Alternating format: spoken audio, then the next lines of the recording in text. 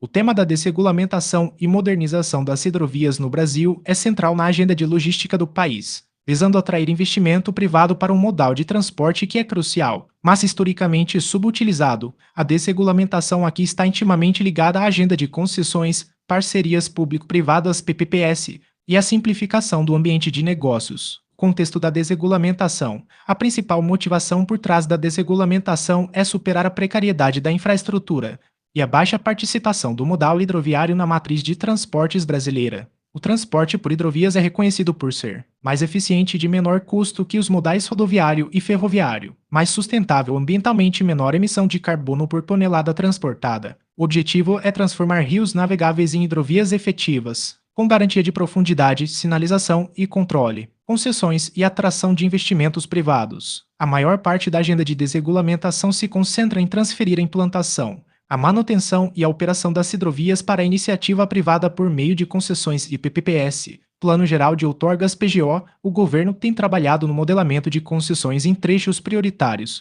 Isso envolve a transferência da responsabilidade pela realização de intervenções, como dragagens para garantir o calado, profundidade, o ano inteiro e a instalação de sinalização, do setor público como o DNIT para o parceiro privado. Hidrovias prioritárias, trechos estratégicos, como nos rios Madeira, Tapajós, Tocantins, Paraguai, e o complexo Solimões-Amazonas-Barra Norte, tem sido alvo de estudos para concessão, marco legal da cabotagem BR do Mar, embora a cabotagem se refira ao transporte marítimo ao longo da costa e não apenas às hidrovias interiores. A Lei do BR do Mar, Lei nº 14.301/2022, faz parte de um movimento maior de flexibilização regulatória no transporte aquaviário. A lei buscou flexibilizar as regras de afretamento de embarcações estrangeiras para estimular a cabotagem e aumentar a competitividade do setor aquaviário. A desregulamentação seja vista como um meio de destravar o investimento. O tema levanta preocupações significativas. Custos de pedágio. Há debate sobre a cobrança de pedágio nas hidrovias concedidas. Embora o pedágio possa garantir o investimento privado e a manutenção, críticos temem que isso anule a vantagem de baixo custo do modal hidroviário,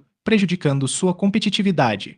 Impacto ambiental e social. Projetos de hidrovias, especialmente na Amazônia, Rios Tapajós, Tocantins, Araguaia, exigem intervenções como dragagem e derrocagem e remoção de rochas submersas, o que gera fortes críticas, licenciamento deficitário. Há acusações de que o licenciamento ambiental tem sido fatiado para evitar uma análise completa dos impactos em todo o canal, ignorando o impacto cumulativo. Exemplo Rio Tocantins. Comunidades e clima, ribeirinhos e especialistas ambientais alertam para os riscos de erosão de margens, interrupção de locais de reprodução de peixes e agravamento dos impactos das mudanças climáticas, como as secas severas que afetam a navegabilidade. Segurança jurídica, para atrair investimentos de longo prazo 50 anos ou mais. O setor cobra a estabilidade das regras e a garantia de que as políticas de infraestrutura se tornem planos de Estado, com continuidade entre diferentes governos. A desregulamentação no Brasil busca principalmente transferir o risco e o investimento em infraestrutura para o setor privado, por meio de concessões,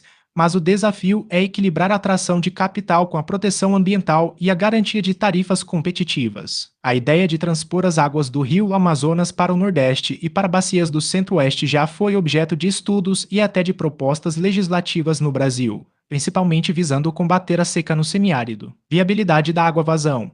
O Amazonas é colossal. O rio Amazonas tem uma vazão média de cerca de 209 mil metros cúbicos de água, de longe o maior rio do mundo. A pequena porção necessária. Estudos, como os do Serviço Geológico do Brasil CPRM mencionados nas buscas, indicam que apenas cerca de 1% da vazão do rio Amazonas seria suficiente para acabar com a falta de água no Nordeste. Essa vazão é considerada insignificante em comparação com o volume total da bacia. Em termos de volume, o Amazonas tem água mais do que suficiente para irrigar o Cerrado e o Nordeste. Desafios de engenharia e logística. A grande dificuldade não é a quantidade de água, mas sim onde ela está e para onde ela precisa ir. Distância e desnível. O rio Amazonas está em uma região de baixa altitude e baixo desnível, o que o torna navegável. Para levar essa água ao Cerrado, que é o Planalto Central, uma região mais alta e de nascente sul ao Nordeste, seria necessário um enorme sistema de bombeamento recalque e canais extensos. Isso exigiria uma quantidade colossal de energia e um alto custo operacional. Transposição para o São Francisco. Os projetos mais discutidos propõem desviar a água do Amazonas, geralmente próximo à foz ou em seus afluentes do sul, e interligá-la à bacia do Rio São Francisco. o que daria vazão para o semiárido nordestino.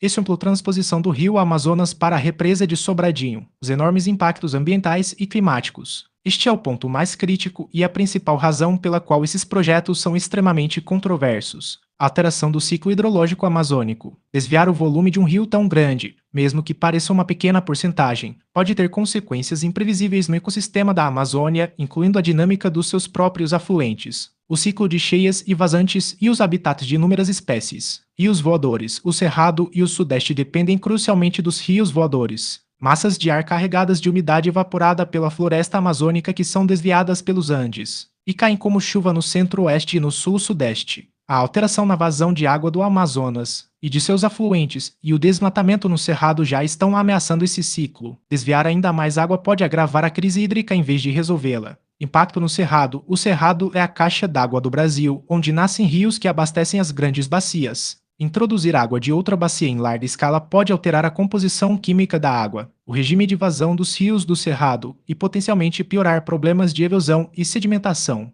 A capacidade de irrigar existe em volume, mas a concretização por meio de uma transposição é um megaprojeto com um custo logístico, energia e engenharia, e um risco ambiental climático muito elevado para o país.